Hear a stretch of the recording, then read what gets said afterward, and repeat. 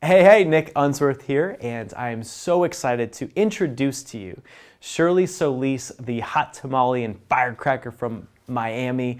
And oh my God, she is a woman who, when she sets her sight on something that she wants, she laser beam focuses on it and then she goes after it. Nothing can hold her back. That's why her life is so on fire.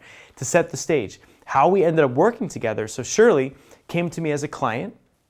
I helped her with her vision and her goals. What you're about to watch is the outcome of what it looks like a year and a half later. She's on our stage at our big Life on Fire event. She's looking sharp and amazing and inspires the crowd talking about character and what character means and how character is so important to living your life on fire. She pulls in all these celebrity montages and quotes and cool things. It is an incredible epic session.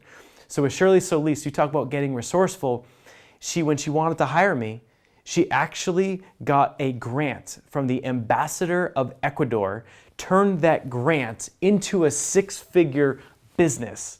So she didn't have the cash up front. She found a way. And so this story will leave you inspired. This story will help you see what's possible. But most importantly, you're going to walk away with some amazing, amazing actionable tips about how to live your life with true integrity and character. So stay tuned. Don't miss a second of Shirley Solis.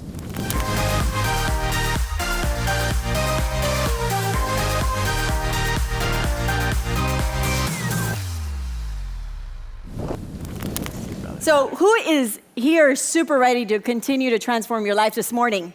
Yeah, that's right. That's right. Well, the topic that I'm going to speak to you about today is a topic that's very dear to my heart. It's the one thing that literally has guaranteed that I can be on stage here today with you. It's the one thing that has guaranteed that Nick Unsworth has been able to be on stage here with you. It's the one thing that guarantees that today we have cars. It's literally that important. It's the one thing that guarantees that today we have an airplane and that we can fly to and from our homes to get to an event like this. And you may be thinking, is it technology? It's not technology. You may be wondering if it has anything to do with talent. Sure, it has something to do with talent. But the topic that I'm going to talk to you about today is a topic that has absolutely and completely transformed my life. It's the one topic that people are not really discussing anymore. It's kind of like an old-time topic. It's not really discussed. But if you ask me, it's the foundation of everything. It's the foundation of how we can be able to be here and get it to the level where we are successful with the dreams and the missions that we've been put in our heart. Okay? It's the one thing that is going to assure you, that is going to ensure that you are successful in every area of your life today and for the rest of your life. It's the one thing that is going to guarantee that you get to that place of success, that when you get there, you can raise your hands, you say, I made it. I made it. So it's very exciting to be able to be here and talk to you about this. So it's very exciting for me to be able to talk to you about this because it's a powerful topic, and it's the one that has been able to transform my life. Now, let me tell you how this all started with me. I kind of stumbled upon this topic. I grew up with a single mom. My dad just wasn't around when I was growing up.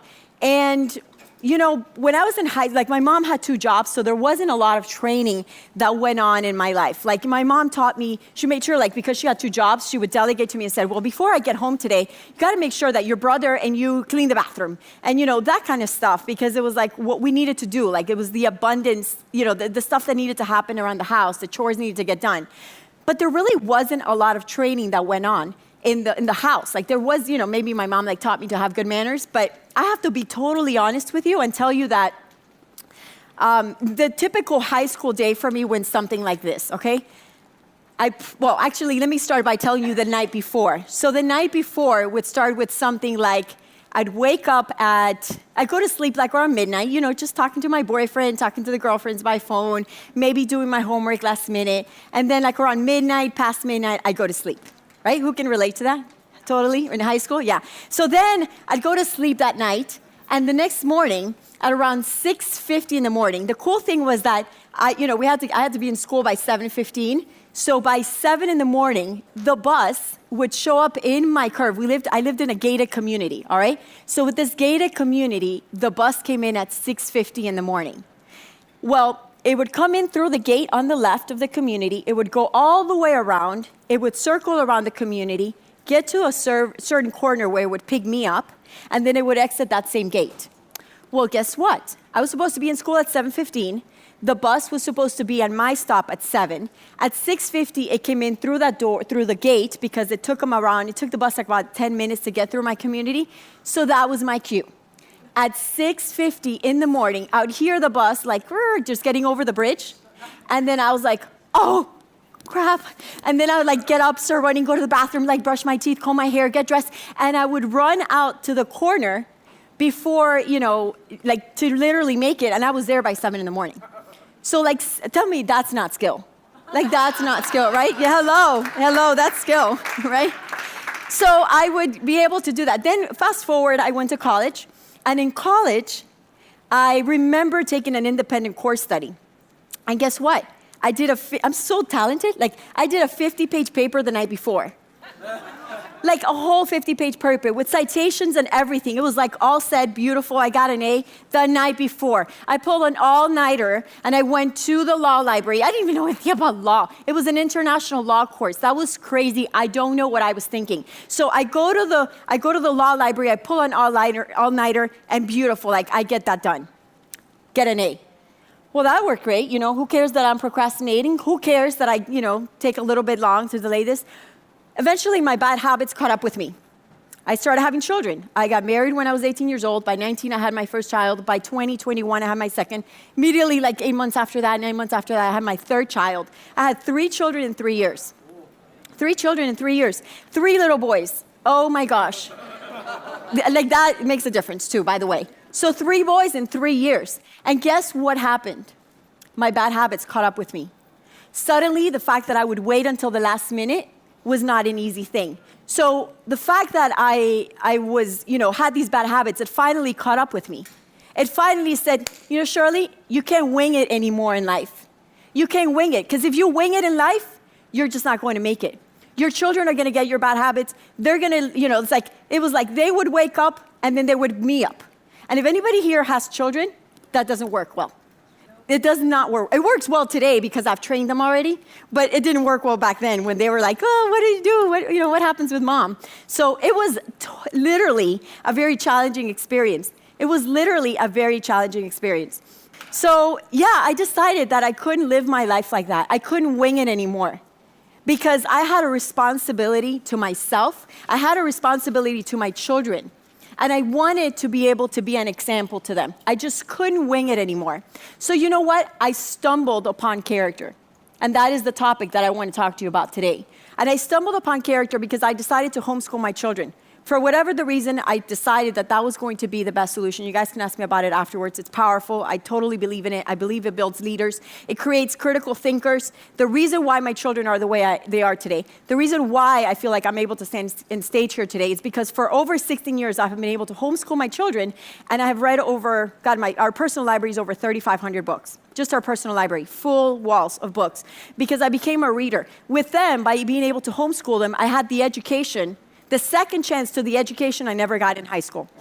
And, it wasn't because the teachers weren't great. I just didn't know that education extended beyond just the 7 to 2 p.m. I didn't know that life was an education. So in the homeschooling community, they're very strong with the whole concept of character. And now, after studying character for 21 years, because that's how old my oldest child is, I realized that character is the one topic that we're not talking about often. It's the one topic that isn't given the credit that it needs to. It was very talked about in the 1950s and even prior to that. See, what happened was that we had technology that came into place. See, prior to technology, prior to television, what happened is we choose a president based on their character skills. When we started bringing technology in and we were able to look at presidents or people that were running for office, now we started looking at how charismatic they were, how cute they were. I mean, the first one that I can think of is John F. Kennedy, right? So John F. Kennedy was very charismatic. He could speak real well. He was beautiful. He was handsome, and so that made a difference. Now we were looking for different components, different keys when we were choosing a president. That made a total difference. And it has made a difference, hasn't it? It has made a difference. So I think we've all felt the effect of that. But you know what? We can see it probably at a national level, but do you understand that it's happening and it's affecting us as a core? So what I'm here to tell you is to propose this whole topic of character as the foundation of who you are, so that you start paying attention to that again. So what exactly is character? Well, I love to go to the Noah Webster's dictionary, which is the original dictionary that defined all of the words. And the Noah Webster's dictionary tells us that character are the engraved qualities, the inscribed qualities in a person. Basically, it's the core of a person. It's who you are when no one is watching. Ouch. Right? So what is left when there's a struggle is the character that is left in you. Like what happens? What does it look like when you're in the midst of a struggle? That's your character. Now, I don't know if you knew, but there's over 52 character traits. 52 character traits, right? Who knew that? 3 of you? Right, 3, 4 of you? 52 character qualities. What that means is that, we as a society, we probably talk about, being on time and maybe being a little bit disciplined and strong work ethics a little bit. We talk about honesty and somewhat being trustworthy, but that's only covering 5 of the 52 character traits that are available for us to use as tools to make us stronger. All right? So are we cheating ourselves or what? Now, I want you to think right now of the one area in your life that is literally just maybe affecting you right now. I don't want you to think about marketing. I don't want you to think about, I can't build my landing page. Well, I'm not sure how to talk to this customer. All of that will be set up. Like, yes, you have a vision. But when you put that aside, if you think about the reason why you haven't done it, I guarantee it has to do with character. So I want you to think right now about one area where you're struggling. And then I want you to think about any character trait that if you worked on that character trait, you'd get that done. You'd get that done. Can you think of that? How many here can you think of that? Yeah? Good. Very good. Good for you. All right. So if this is the definition of character, and there's over 52 character qualities, I want to give you some case studies of people who have absolutely transformed their lives, people who have absolutely made a difference in their lives, who have been able to create a legacy because of using character as the foundation. So character is the real foundation. John Hayes Hammond, he was a man that lived at the late 1800s, early 1900s. He was a miner, he was an engineer. And he was the man that was given the name of the man that had the midas touch. Okay, the man with the midas touch. He was an ambassador to the United States. He was a U.S. ambassador. I believe he was friends with President William Taft. And this man said character is the real foundation of all worthwhile success. Now, what does it mean when it's the real foundation? Does it mean that it's sandy? Does it mean that when they built the Empire State Building, they were like, let's just put a little bit of sand here, right? I don't know if you've ever seen the foundation, like when they're building a humongous story, like a very tall story building. The foundation goes so deep, like it's very deep. It doesn't just start on ground zero. It goes down, way down beneath.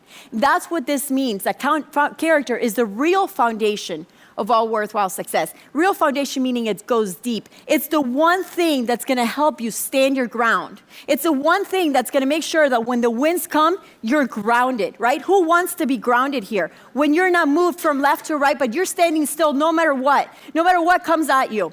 So if the real foundation of character, what I'm here to tell you is that character is your unfair advantage. It's not going to be talent. It's not going to be how cute you are. It's not going to be how pretty your hair is, although your hair is pretty. I was looking at the wrong person because she's got pretty hair. That might just make her all the success she needs. But it's not going to be that. It's going to be character. That's going to be your unfair advantage. If you put 2 people at a job opportunity and they both have equal amount of talent, who's going to make it? Exactly. It's going to be character. It's not going to be the person that says, well, I do this better. It doesn't matter how well you do. What matters is if you can get the job done, right? Who's with me? Yeah, it matters if you can get the job done. So what I know is that with these case studies of these 5 people that we're going to look at, is they have used character as their unfair advantage. So let's take a look at that. Brian Tracy, he said, if it's to be, it's up to me. Brian Tracy was... He was sleeping in his car. So he dropped out of high school. He was sleeping in his car. And one day he picked up a book and he said, I want to start learning about goals. And he learned about goals. And today he has written over 300 courses in multiple languages all over the world. 300 courses, right?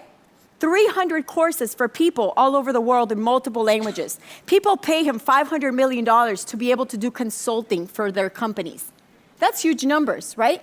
And what did he say? He said, if it's to be, it's up to me. If it's to be, it's up to me. So I know you can't see it here. For some reason, the highlight is not showing up. But at the bottom, that says responsibility.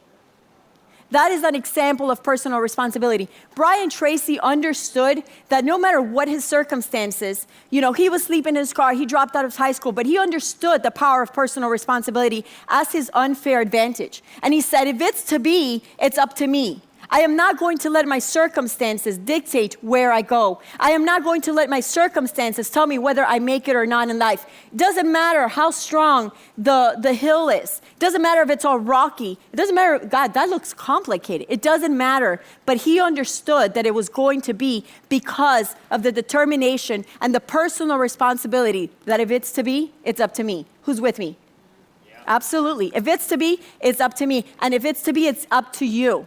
Nobody else, not your coach, not your friend, not your husband. When I started this business 7 years ago, we were going, my husband and I didn't start 7 years ago. 7 years ago, we were going through the most difficult time in our marriage. Something really, really hard. We almost didn't make it. Because of our marital complications, we lost everything. We almost lost our house. People were driving up to our house, taking pictures to already buy our house in auction. I had to go and beg the court to please not sell my house that day. The day that it was scheduled to be sold. We have 6 children. That was tough. And you know what? Shortly after, I found my dream and my passion to be able to inspire people. And I have to be honest with you, my husband wasn't always on board. Not that he was not supportive, but like when they're not supportive, they're kind of like neutral. My children for years saw me continue to try and do things and learn about the internet. And I had one product and another product and another product. And I'm a great creator. But I didn't have certain skills, and I had to learn them. So until I acquired them, they just saw me work really hard. But you know what they didn't see? They didn't see any money coming in. And everyone around me, my children, the people that I preciously love the most in this world, were like, Mom, you need to just get a job. We're going hungry here. The Bible says that we should give money to the widows and the orphans. Well, the widows and the orphans were giving us money. It was sad. They were bringing us cans of food and stuff, But I didn't listen to them because I knew that I had to take personal responsibility. I knew that I had to be the catalyst for my family. And I took personal responsibility. The next one is Will Smith. I love Will Smith. Who here loves Will Smith? Any movie, any song, any quote, any of his motivational videos, they are just awesome on YouTube. So I love this with Will Smith. He has a story. He had an interview, right? And he says, he says he wasn't the most talented person. Believe it or not. This is crazy. By 39, he had hit successful records that were beyond what anybody had experienced, right? He already had become a singer. He was a rapper. He was an artist, and I forget what else. But, he had made it. And he says he was doing an interview, and the person asked him, and they said, hey, so tell me what's the key to your success? And he said, it's basically this. He says, we're going to get on a treadmill. He says, and you'll either get off first or I'm going to die. It's that simple. Talk about commitment. He also said in another interview, he said, I may not be the smartest. I may not be the cutest. He says, I don't have all the talent, but I'm going to develop my skill over and over and over and over. I love it because he said, when you're eating, I'm working. When you're sleeping, I'm working. So what is it that is Will Smith's success? It's not the talent, people. It's the fact that he stayed on the treadmill and he was so committed to his success that he was willing to do whatever it took. That's right. Yes, it was that. That is the success. He says that when he was a young man, his father, there was a wall in the business that they tore down this wall. There's a brick wall. And the father said to him, I want you to come in and I want you to build this wall, to him and his brother. So brick by brick, for a whole year, it took them to build that wall. Brick by brick. And somebody asked him, how do you build a wall? Not the way Trump wants to build it, but pro con. But no, someone asked him, how do you build a wall? And he said, one brick at a time. He says, you lay down that brick in such a good way. He's like, you do the most perfect job that you can. And the next day you put another brick, and then you put another brick. And by the time a year passed, they had built the wall again. And they in that interview, they show that wall, that famous wall. So what it tells me is that Will Smith has been committed. And I want to ask you, are you committed to that level where you'll be willing to say, hey, either, I'm going to die, like you either get off first or I'm going to die. Like that's how committed I am. I tell you, standing here today, it's not because I had the most talent. It's not because I had this. It was just pure commitment. The reason why I've been married for 23 years in spite of the issues that we faced in our marriage. Gosh, I had an ugly, frustrating, painful marriage for 23, well, not for full 23 years, but we have worked hard on our marriage. You know how many times Gus and I have considered divorce? A lot of times. What is the one thing that has kept us there? Commitment. Personal responsibility and commitment, because I knew that I wasn't going to blame him for what we were living. I always took personal responsibility and said, what can I change in my life? What can I change in my life? What can I change in my life? How can I use this opportunity to make myself a better person? How can I use this opportunity to grow? And I don't know if you can tell, but I'm a powerful girl. Yeah. And you know what? The reason why, it's because that shit made me stronger. That made me stronger. But it made me stronger because I had the commitment for it to make me stronger. I had the commitment to not quit. It's either like, you're getting off first, or I'm going to die. I'm going to die. All right, so let's look at what happened. Oh, Barbara Corcoran. So Barbara Corcoran has this beautiful story. She was like 17, 18 years old, working in a very small town close to New York City. Like she hadn't even gone to the city, right? So Barbara Corcoran tells that she worked in this diner, right? And so she worked in this diner. She was a waitress. She was like not very cute. She didn't have really anything going for her. And suddenly she goes to her mom and she says, Mom, there's this lady. She's like tall, she's voluptuous, or she's pretty. Like every guy wants to sit with her and they give her these great tips. Like they just give her tips up to tips because she's so attractive, she's fun, whatever. Well, her mom just sits for a while. And she says, you know what, Barbara? Use what you've got. Use what you've got. She says, you may not have big boobs. You may not have the blonde hair like that. You may not have the tall body, the whole thing going on. But you have something. What do you have that you can use? What do you have that's going to make you successful? And the key is that she was resourceful. That's what use what you've got is all about. It's about being resourceful. In NLP, we say there are no unresourceful people. There are no unresourceful people. There are only unresourceful states. You're never unresourceful. You're just in an unresourceful state. The moment you make the decision to put yourself in a resourceful state, you will find the money. You will find the skills. You will find the information. You will find your next step. Because of the stuff that I told you I went through in my marriage, when I started building this business, I was negative $2,000 in my bank account. I owed my bank negative $2,000. We had written checks and they bounced. And I owed them negative $2,000. I don't know how, but we slowly got out of that. What did I have? I had one CD with content. I had a list. I put that CD, I learned to upload it on the internet. I put that and then I sold it to my list. That's what I had. I don't know what you have, but you have something. You have something that has been given to you by life. You've acquired a set of skills, talents, desire, whatever. People, I don't know, contacts, networking. You've acquired something. Use it. Use it. It's not there for nothing. So what I did is I started generating revenue. When I needed to step my game up totally, guess what happened? I applied for a startup challenge, and I won. I won $10,000. Heck yeah. Thank you. And that's how I hired Nick. Yeah, so what I had up to that point was creativity. I had developed a product. I had taught myself everything that I needed to know up to that point to be able to be flown to New York City, to stand before the ambassador of Ecuador and a bunch of top league people, to stand in front of them and say, this is my marketing plan. This is what I want to do. Can you sponsor me? And I asked for what I wanted. And I got $10,000. By that night, I had a check like this when I was flying in, like in American Airlines. It was so cool. I still have that check in my closet. $10,000 like this. I was like, is this for real? When you make the decision, the resources will come. When you make the decision, I promise you, the resources will come, okay? Today I'm at the place where, before I didn't think, I'm like, I don't have any money. Today, I know so many people, I just call them, I'm like, you know what? Like I've literally up-leveled my game where I'm like surrounded with people who are like wealthy. And they like me, so I'm just like, hey, you know what? I need $10,000, like, to launch this. I'll pay you back. Or they're like, no, I don't even pay you. Like, it's not even a problem anymore because I changed my state. I became resourceful. So let me tell you what happened with Barbara. Her mom said, just do ponytails. Just do some pigtails on the side, put some red ribbons on it, and it'll work. Sure enough, it did work. I don't know why, but some people at the 70s thought that was cute, and it worked for her, but she used what she's got. The next case study is Tony Robbins, right? He said, it's not what we do once in a while that shapes our lives, but what we do consistently.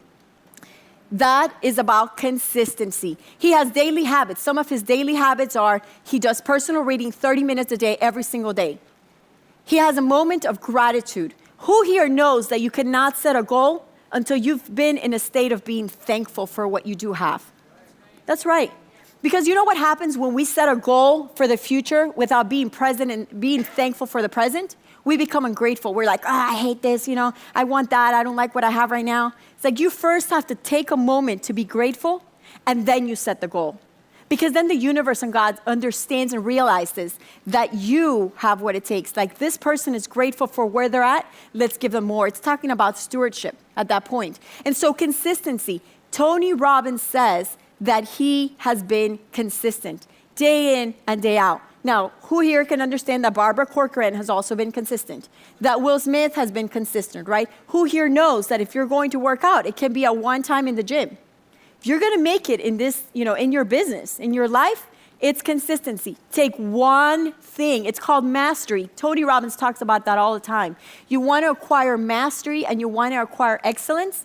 It's about doing things over and over and over and over until it becomes second nature. For you to be able to have the self-control to do something over and over and over and over until it becomes second nature, and you can just do it with your eyes closed. How cool is that? Because your brain is such a powerful tool inside of you that literally it's creating neurological paths so that the process can be easier and easier, and it doesn't have to be that hard. And last but not least, Stephen Covey. He says, I'm not a product of my circumstances. I'm a product of my decisions. And when I was looking up the life of Stephen Covey, we all know that he wrote The 7 Habits of Highly Effective People. What was really interesting is that I couldn't find any of these struggle stories. Like, I'm sure that he has them. I'm sure he had them. He's passed away now. I'm sure he had them.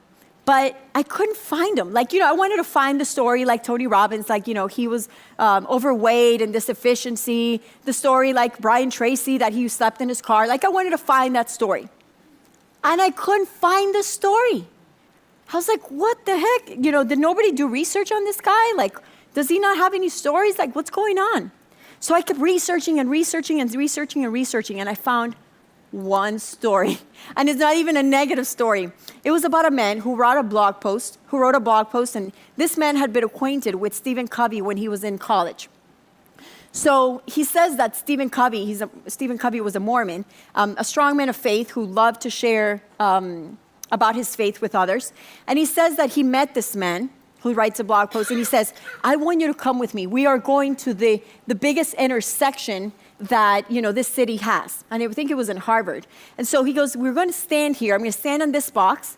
You're going to get these flyers, like tracts, they call them, for sharing the faith. And he says, and when I start speaking about the faith, you're going to give a tract to everyone that looks interested. Okay? And so this man was pointing out that while everyone else at that age level was doing, the drinking, the going out with the girls, the partying, Stephen Covey was already focused on transforming the world. He was already focused on making a difference. So why does he say that? He's not a product of his circumstances, he's a product of his decisions. Because there was not one negative story. The man left a legacy. He left not only an organization that is continuing to make an impact in the lives of people today, but what he also did is he left a legacy in his family. He wrote one book that is the core, I love this book, The 7 Habits of Highly Effective Families. Powerful book. If you really are committed to having a successful family, you absolutely need to read that book and apply what it says. Now, why was he able to do that? Because he understood that his daily decisions were going to get him to where his life needed to be. There's a quote from the late 1800s that says, sow an act, reap a habit. Sow the habit, reap a character. Sow the character, reap a destiny. Those daily actions become habits. And those daily habits become character. And your daily character becomes your destiny. So what I want to do next is I want to close up with a special pledge. It's the unfair advantage pledge for you. All right? So what I want to do is everyone to get on their feet, if you can. You get on your feet on the soul, my girl. That's right. And I want everybody to repeat after me. I pledge to working on my character. I pledge to working on my character. So I can develop the unfair advantage. So I can develop the unfair advantage. To succeed and reach my fullest potential. And live the life I deserve. I declare I am responsible. I declare I am committed. I declare I am resourceful. I declare I am consistent. I declare I am decisive. And today, my friends, your life is going to change for good because you have made a strong decision to make character your unfair advantage. God bless you. All right, so how amazing is Shirley? So I'm just so proud of her and just the way she just commanded and rocked that stage, and she inspired so many people. After the event, I had people coming up to me left and right saying, oh my God, where did you find Shirley? She's amazing. And so we're just so grateful to have Shirley in our Life on Fire family, to know her. And so go ahead and connect with Shirley as well and check out the lifeonfire.com website and learn how you can connect with her. You know, plug in with us, ask questions, let Shirley, myself, and our team help you out and answer any questions you may have. So like, comment, share, and I can't wait to catch you on until the next episode of Life on Fire TV.